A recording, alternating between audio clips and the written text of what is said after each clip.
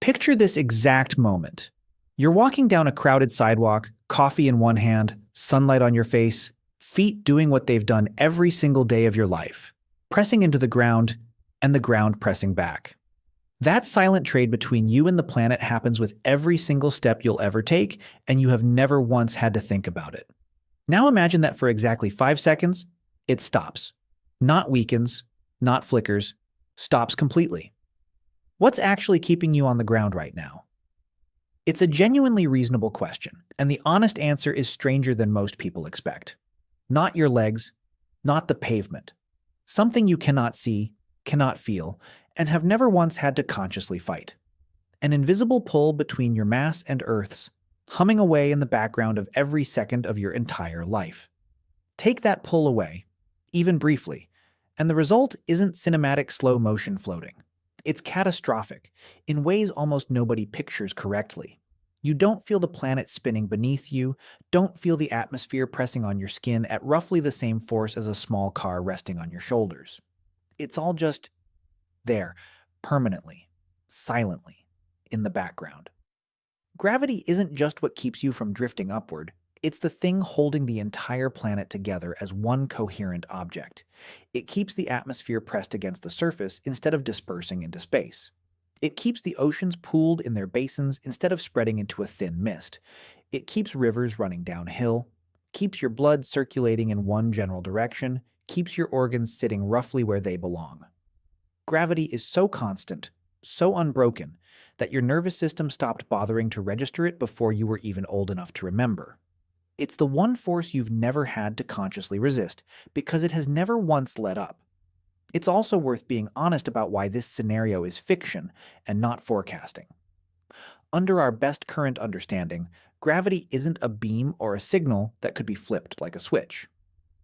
General relativity describes it as the shape of space-time itself, warped by mass. Earth doesn't broadcast gravity at you so much as your local space-time is curved because Earth exists. There's no known mechanism and no known force that could pause that curvature for 5 seconds and then hand it back. That's precisely what makes it useful as a thought experiment. It isolates exactly how much of your ordinary, unremarkable day is secretly load-bearing. Here's the detail almost everyone misses when they imagine this scenario. You are not actually standing still. Right now, depending where you live, you're being carried around Earth's axis at roughly 1,670 kilometers an hour, well over 1,000 miles an hour, purely from the planet's rotation. You don't feel any of it because gravity holds you to a surface that's moving right along with you, the way a marble stays put on a spinning record as long as something's gluing it down. Cut gravity, and that glue disappears instantly. You don't hover peacefully in place, weightless and calm. You fly off in whatever direction you were already moving at highway plus speed, along with the ground beneath you, the air around you, and everything else that was resting on the surface a moment earlier. Now multiply that by every person and every object on the planet's surface, all at once. Every unanchored car, every loose brick, every person mid-stride.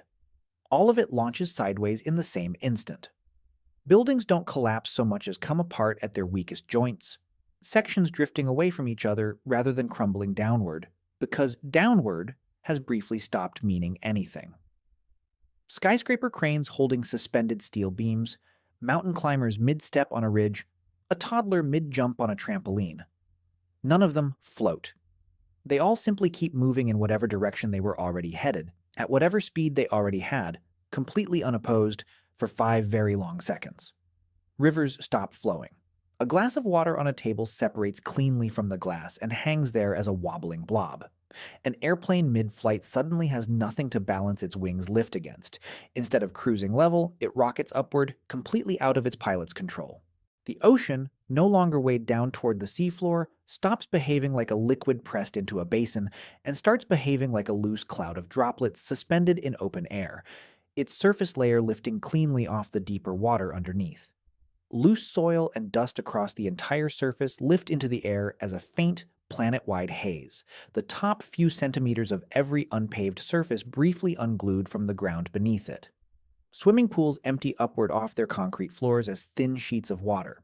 Suspended elevator cars stop pressing down on their cables entirely. The tension that normally keeps them taut vanishing in an instant.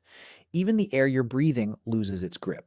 Earth's atmosphere only stays wrapped around the planet because gravity constantly pulls it back down faster than it can drift outward. Kill that pull for 5 full seconds, and the outermost layers start streaming away, uncontested, toward open space. Even inside your own body, the effects are immediate. Blood that gravity normally helps settle downward toward your legs instead redistributes evenly, and the fluid in your inner ear, which your brain uses to sense which way is down, suddenly has no signal to give it.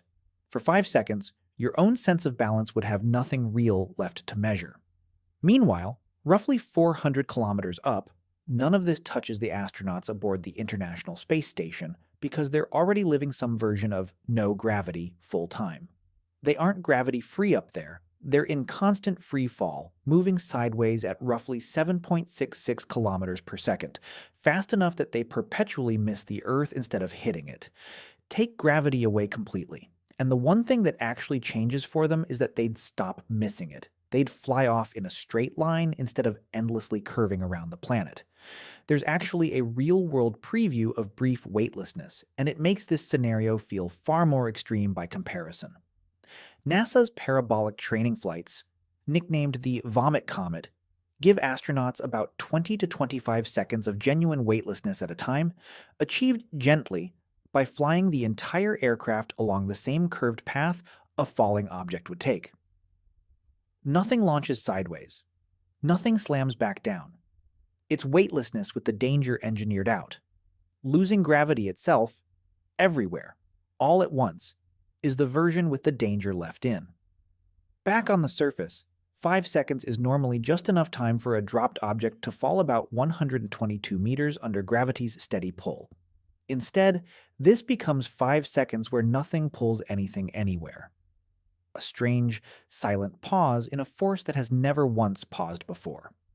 And here's the uncomfortable part. Gravity switching back on is arguably worse than its switching off in the first place. Not a slow settling, not a gentle thud. A full, instantaneous return of weight to everything that briefly had none. Every person, car, bird, and loose object that just launched sideways at over 1,000 kilometers an hour suddenly has weight again. Mid-flight, mid-air, on a collision course with whatever now happens to be in front of it. The 5 seconds of weightlessness was never really the disaster. The instant, full-force deceleration the moment after is. A plane that rocketed upward out of control now has gravity clawing it back down mid-maneuver. A car that launched off the highway lands, however, physics dictates, not however its driver intended. None of it resolves gently. Here's what makes this genuinely unsettling to actually sit with. The only reason any of this sounds implausible is that gravity has never once, in the entire history of your life, taken a 5-second break. Every second you've ever lived, it's been running quietly underneath everything, holding your organs in place, circulating your blood in the right direction, keeping the atmosphere breathable and the oceans exactly where they belong. You built your entire mental model of solid ground, up and down, on top of a force you've never once had to question, because it has literally never once stopped.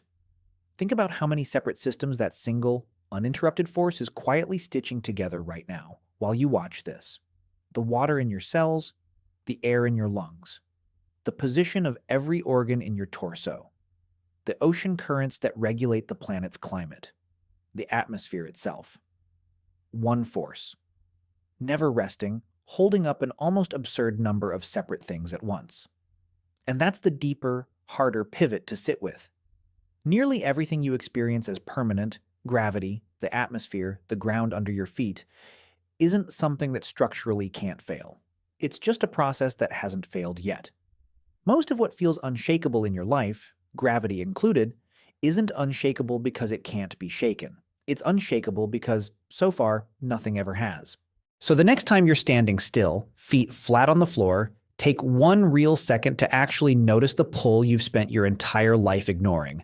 It's not decoration. It's not background noise. It is quite literally the only reason standing still has ever meant anything at all. If you want more of the science hiding in plain sight, subscribe to Beyond Human. Every video is built from the same question. What happens when you actually look before you assume?